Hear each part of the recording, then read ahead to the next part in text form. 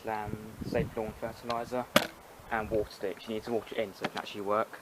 It has seed mixed in, so if you water it every day or it gets watered, in about 2 weeks it should start to germinate new grass to fill in any patches.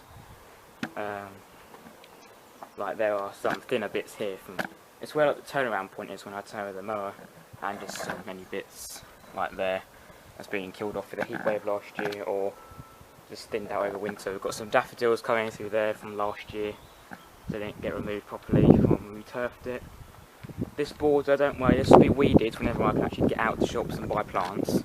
It'll be done, I've actually plants along there and compost. And I didn't do strimming, I've done that like a few days ago with the strimmer, so it's a nice edge along there and stuff. So yeah, in like 7 days this should start to show results, to make it greener and more thicker. So